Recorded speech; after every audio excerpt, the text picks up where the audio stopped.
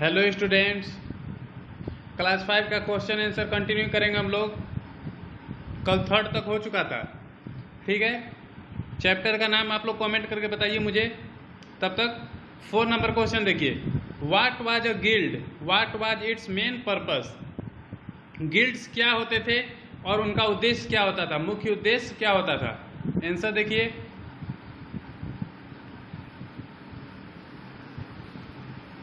People of different vocation had their own organization which were called as guilds. Each guild had its own head known as श्रेणी।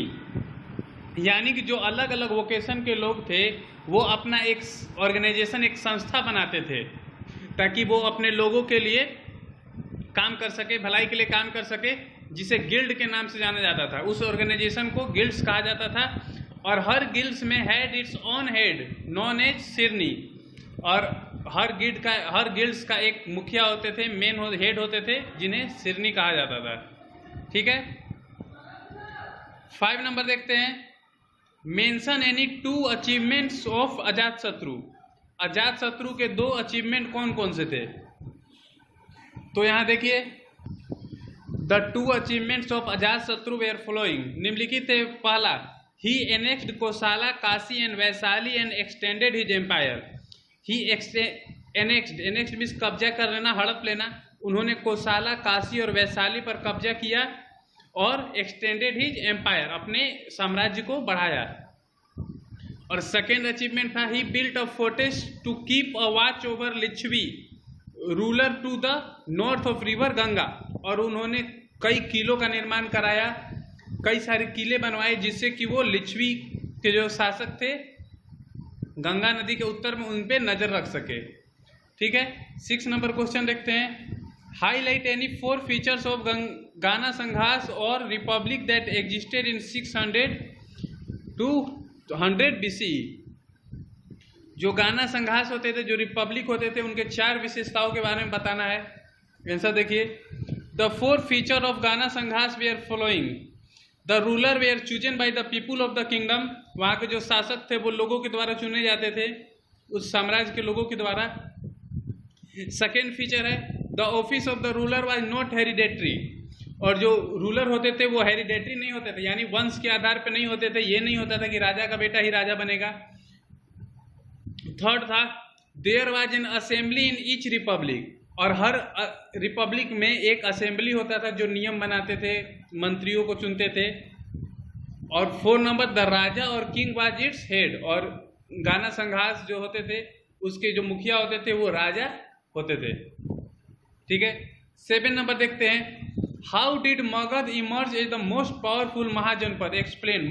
मगध जो है सबसे शक्तिशाली महाजनपद कैसे बना। वैसे तो 16 महाजनपद है, जैसा कि आपको मालूम है 16 महाजनपद थे, उनमें से मगध सबसे पावरफुल कैसे बना, एक्सप्लेन करना है। आंसर देखिए। The Magadha emerge as the most powerful mahajanapada as it conquered the territories of other mahajanapada. जो मगध था वो सबसे पावरफुल महाजनपद बनकर उभरा, एज इट, क्योंकि conquered the territories of other mahajanapada, जो दूसरे महाजनपद थे उनके क्षेत्रों को जीतकर ये और पावरफुल बन गया। Matrimonial alliances with daughters of other ruler was also a step toward expanding power. अब मैट्रिमोनियल अलायंस यानी शादी करना, वो दूसरे शासक जो थे, दूसरे महाजनपद के जो शासक थे उनकी बेटियों से शादी कर लेते थे।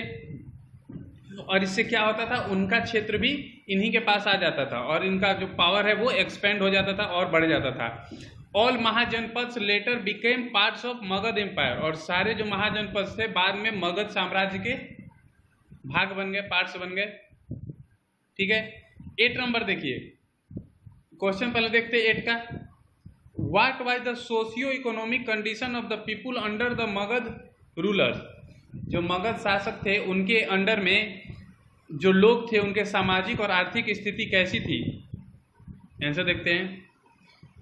The use of iron brought a radical change in the life of the people of Magadh. जब लोहे का इस्तेमाल होने लगा तो लोगों के जीवन में बहुत प्रभाव पड़ा। The main occupation of the people were cattle rearing and agriculture. लोगों का जो मुख्य व्यवसाय था वो था कैटल रियरिंग, यानी पशुओं को चराते थे, एंड एग्रीकल्चर, खेती करते थे। Their main crops were wheat, cotton, rice and sugarcane. और उनका जो मुख्य फसल था वो गेहूँ, कॉटन, चावल, गन्ना, ये उनका मेन था। ये उनका इकोनॉमिक कंडीशन हुआ। और social condition, the society was based on caste system. जो सोसाइटी था वो जाति प्रथा पे चलता था, जाति सिस्टम था। The family was considered to be an important unit of the society. और परिवार को किसी भी समाज का एक मुख्य इकाई माना जाता था। The women occupied a prestigious place in the society. जो औरतें थी उनको एक सम्मानित स्थान प्राप्त था समाज में। ठीक है। 9 नंबर, डिस्क्राइब द वर्ण system, how did it start, what is it's present position in India. वर्ण सिस्टम के बारे में बताना है। हाउ डिड इट स्टार्ट, कैसे ये स्टार्ट हुआ और इसका अभी वर्तमान में इसका पोजीशन क्या है भारत में, देखते हैं। The society was based on वर्ण सिस्टम। पहले का समाज वर्ण सिस्टम पे बेस्ड था, पहले भी हमने पढ़ा। और कौन कौन होते थे वर्ण? 4 वर्ण थे, Brahmins, Kshatriya, Vysya and Shudras, which form the foundation of the society. ये चारों जो वर्ण थे वो मिलकर समाज की नींव बनते थे, फाउंडेशन रखते थे। In earlier period the caste system was based on work. और जो शुरुआती समय था जब कास्ट सिस्टम बना था, वर्ण सिस्टम बना था, यह बेस था वर्क पे। लोग जैसे काम करते थे वैसे ही उनका वर्ण होता था। जो पढ़ाने लिखाने का काम वो ब्राह्मण, जो देश की रक्षा करता था, प्रोटेक्शन करता था वो क्षत्रिय, जो व्यापार करता था तो वैश्य, और जो इनकी सेवा करता था वो शूद्र। जैसे इसमें दिया है, the Kshatriya were considered better than the Brahmins. Kshatriya को ब्राह्मण से ज़्यादा बेटर माना जाता था। Vaishyas were called grihapatis. और जो वैश्य थे उन्हें गृहपतिस कहा जाता था। हु फॉलोड एग्रीकल्चर, जो खेती करते थे, कैटल रियरिंग एंड ट्रेड, व्यापार करते थे और पशुओं को चराते थे। The duty of Shudras was to serve. देखिए यहाँ पे एक थोड़ा सा मिस्टेक हो गया है, टू के बाद भी आ गया है, स्पेस होना चाहिए था, आप भी को हटा देंगे। ठीक है। The duty of Shudras was to serve the other 3 classes of the people. और जो शूद्र होते थे उनका ड्यूटी था ये जो तीनों क्लास थे ऊपर के, ब्राह्मण, वैश्य, क्षत्रिय, इनकी सेवा करना।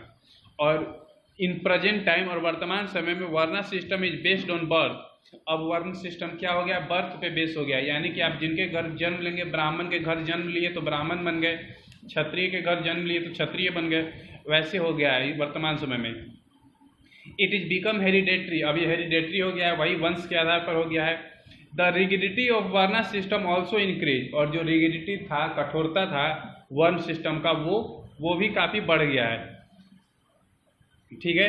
अब तो बहुत कम हो गया है, लेकिन पहले का आपने सुना होगा कि जो शूद्र होते थे, जो उनके साथ काफ़ी बुरा व्यवहार किया जाता था लोगों के द्वारा, तो वो रिगिडिटी ऑफ वर्ण सिस्टम ऑल्सो इंक्रीज, वो भी बढ़ा था, लेकिन अब तो वो भी बहुत कम हो रहा है। ठीक है। नेक्स्ट क्वेश्चन देखते हैं। On the outline map of India, Bharat के नक्शे पे locate the following mahajanapada and name them. ये महाजनपद भारत के नक्शे पे कहाँ थे और उनके नाम को दर्शाना है मैप पे। तो इसके लिए तो एक मैप की ज़रूरत होगी। तो आपको किसी भी, ये कौन सा दुकान बोलते हैं, हाँ, स्टेशनरी की दुकान पे जाके आप 1 रुपये का या 2 रुपये का एक मैप मिलता है जो सादा रहता है, वो आप ले लेंगे, या फिर खुद से मैप बना सकते हैं। तो सादा कॉपी बना लीजिएगा इंडिया का मैप, और उस पर ये दर्शाना है। तो उसके लिए आप जो ये जनपद एंड महाजनपद जो था हमारा चैप्टर, इस पे आएंगे और यहाँ देखिए, यहाँ हम लोग देखेंगे कि यहाँ ढूंढेंगे कौन कौन सा चैप्टर, कौन कौन सा महाजनपद ढूंढना था। मगध। तो आप देखिए मगध यहाँ पे है, भारत के ईस्ट में यहाँ मगध आपको दिख रहा है। तो यहाँ हम लोग एक छोटे से डॉट को बना के वहाँ पे मगध लिख देंगे। फिर ढूंढना है अंगा। अंगा को ढूंढेंगे तो देखिए यहाँ अंगा लिखा हुआ है, तो यहाँ लिख देंगे अंगा। फिर था असाका, तो असाका देखिए यहाँ आपको सेंटर में दिखेगा। वैसे ही चारों को ढूंढकर आप मैप में दर्शा देंगे। Okay, thank you.